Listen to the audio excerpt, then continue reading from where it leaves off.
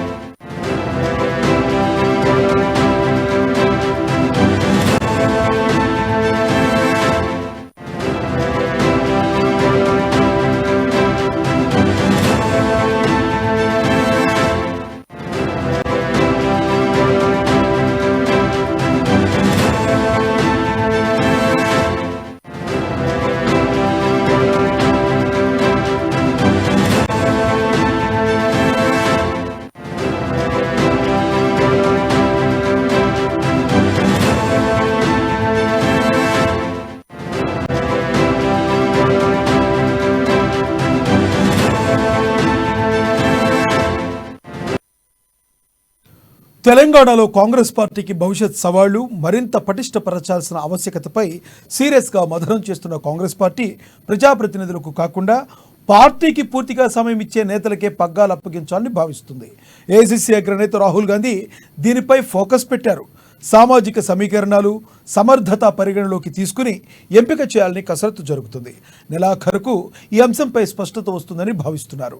తెలంగాణ, కర్ణాటకలో తాజాగా ఫలితాలు పూర్తి స్థాయిలో లేకపోవడంతో మరింత ఫోకస్ పెట్టాలన్న అంచనాకు వచ్చింది.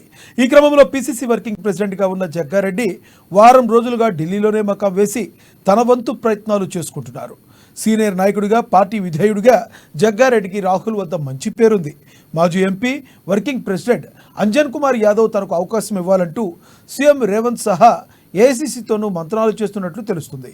ఏఐసీసీ కార్యదర్శిగా మాజీ ఎమ్మెల్యే సంపత్ కుమార్ పీసీసీ అధ్యక్ష పదవి ఇవ్వాలని అధిష్టానాన్ని కోరుతున్నట్లు తెలుస్తుంది.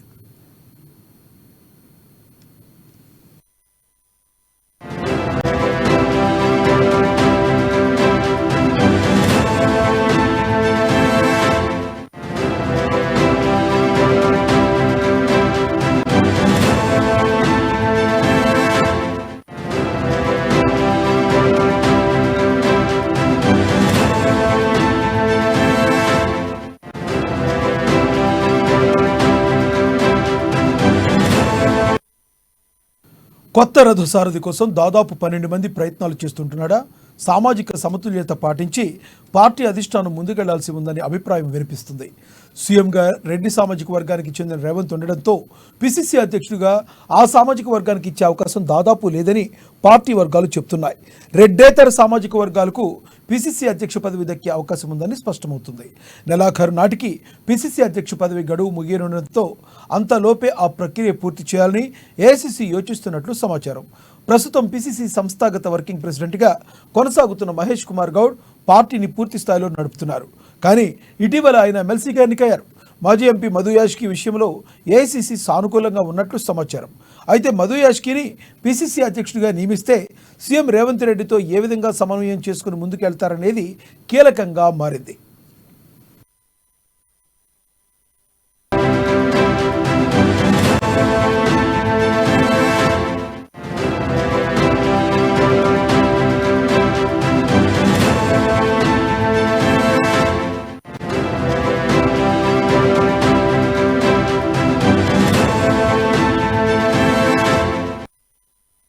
ప్రభుత్వంలో అవకాశాలు కల్పించడం, ఎమ్మెల్సీ, రాజ్యసభ సభ్యులుగా పార్టీ నామినేటెడ్ చేయడంలో లబ్ధి పొందిన వారికి తిరిగి పీసీసీ అధ్యక్ష పదవి లేదని ఖరాఖండిగా ఏఐసీసీ నేతలు చెబుతున్నారు.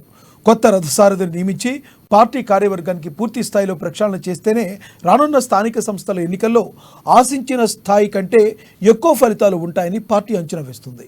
యువనేతలకు సామాజిక వర్గాల వారీగా వర్కింగ్ ప్రెసిడెంట్ల బాధ్యతలు అప్పగించి రాష్ట్ర వ్యాప్తంగా బలోపేతం చేయాలని పార్టీ భావిస్తుంది. దక్షిణ తెలంగాణలో పార్టీ బలంగా ఉండడం, ప్రభుత్వ పదవుల్లోనూ వారే ఉన్నందున హైదరాబాద్తో పాటు ఉత్తర తెలంగాణకు ప్రాధాన్యం ఇవ్వాలనే సూచనలు పార్టీ పరిశీలిస్తుంది. పార్టీ ఇన్ఛార్జ్ దీపాదాస్ మున్షి, ముఖ్యమంత్రి రేవంత్ రెడ్డి స్థానిక ఎన్నికల్లో ఏకపక్ష విజయాలు అందుకునేందుకు పార్టీలో మార్పులు చేర్పులు అవసరమని భావిస్తున్నారు. చూడాలి మరి చివరికి టీపీసీసీ ఎవరిని వరిస్తుందో.